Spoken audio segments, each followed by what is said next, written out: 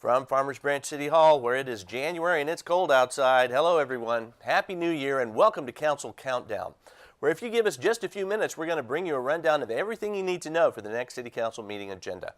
I'm Tom Bryson with this Council Countdown for the upcoming City Council meeting of Tuesday, January 10th, 2017. First up, after ceremonial items and a report on study session, members of the Council will consider items placed on the consent portion of the agenda. Consent items are items to be considered with action taken that may not need individual explanation or discussion during the meeting. There are 4 items on the January 10th consent agenda. Agenda item G1 is to consider approving the minutes of the November 29th special called City Council meeting and the December 13th regular City Council meeting.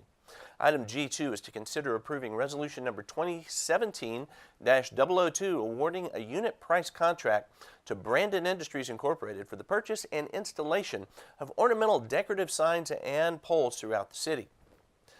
Farmers Branch has installed approximately 541 ornamental decorative street signs and poles throughout the city since 2010.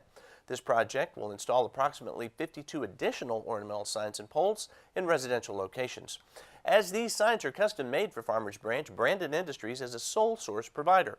The Public Works Department recommends entering into a unit price contract with Brandon Industries for the purchase and installation of approximately 52 ornamental decorative signs and poles. Funds in the amount of $60,000 are available in the 2016-17 Public Works operating budget for purchase and installation. Once this contract is completed, the core of the residential section of the city will be completed. City Administration recommends adopting resolution number 2017-002. Agenda item G3 is to consider adopting ordinance number 3416, amending Code of Ordinances Chapter 34, Environment, Article 12, Municipal Setting Designation by making certain clerical corrections to sections 34-613D2 and 34-615A1 and amending the time provided in section 34-614-1 for holding a special public meeting, that is a public meeting relating to a municipal setting designation. There you go.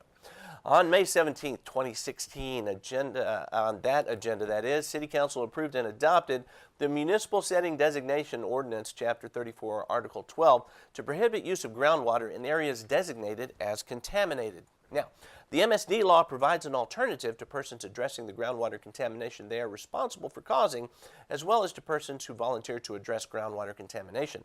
The MSD law sets conditions for MSD properties that limit requirements for contaminated groundwater to be investigated and remediated to make the groundwater suitable for use as potable water, or when that groundwater is not used for potable water and will not be used for potable water in the future. There you go.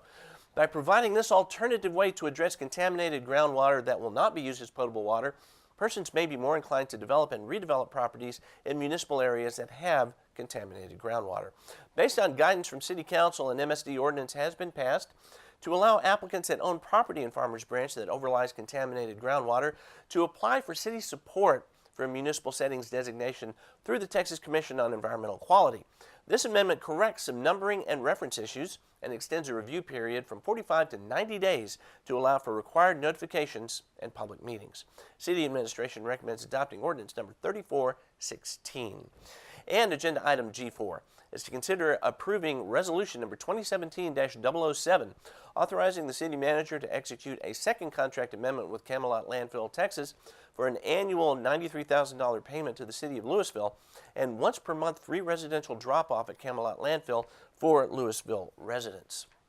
During the 2015 Texas legislative session, House Bill 281 was passed prohibiting the Texas Commission on Environmental Quality from issuing a permit amendment for Camelot Landfill to the city of Farmers Branch without first obtaining approval from the city of Louisville. Now, Louisville required Farmers Branch to submit a zoning application request and agree to certain environmental and financial provisions. One provision is a $93,000 annual payment to the city of Louisville. The payment amount is equivalent to what Waste Management and Republic Services pay to the city of Louisville annually for events and Keep Louisville Beautiful support. Another provision is once per month free disposal for Louisville residents at Camelot Landfill after Waste Management's adjacent DFW landfill closes. The free residential drop-off was in exchange for protected tree mitigation payments that would have been due to Louisville during the zoning application review process as a result of future landfill operations that will expand into heavily wooded areas, resulting in the clear-cutting of thousands of protected trees per the City of Louisville Code of Ordinances. Based on the current permitted waste disposal capacity and waste acceptance rates, the DFW landfill, that is next door to Camelot, has approximately 8 to 10 years of life remaining.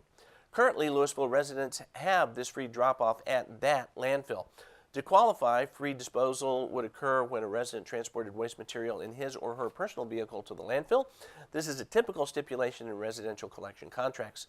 Camelot Landfill was given copies of the agreement with the City of Louisville for their internal review. City staff, that is, negotiated with Camelot Landfill, a wholly owned subsidiary of Republic Services, and the landfill operator to pay Louisville $93,000 annually. This contract amendment details the payment terms and schedule. In addition, staff negotiated free residential disposal with Republic Services, which offsets the cost of the tree mitigation payments that would have been due in the 2017 per Louisville Development Ordinance requirements. City Administration recommends approving Resolution number 2017-007. That was it for the consent agenda. Here are the other regular session items coming up before the council at this meeting. Agenda item H1 is to conduct a public hearing and consider adoption of ordinance number 3415, amending in its entirety the comprehensive zoning ordinance of the City of Farmers Branch as previously amended by adopting Farmers Branch comprehensive zoning ordinance as set forth in Exhibit A of ordinance number 3415. Item I1 is to consider and discuss the Farmers Branch 2017 legislative platform, and agenda items I1 and I2 and I3 are to consider approving resolutions numbered 2017-004 and 2017-006, authorizing the execution of residential demolition rebuild program incentive agreements for the owners of the properties at 3235 Golfing Green and at 13749 Tanglewood.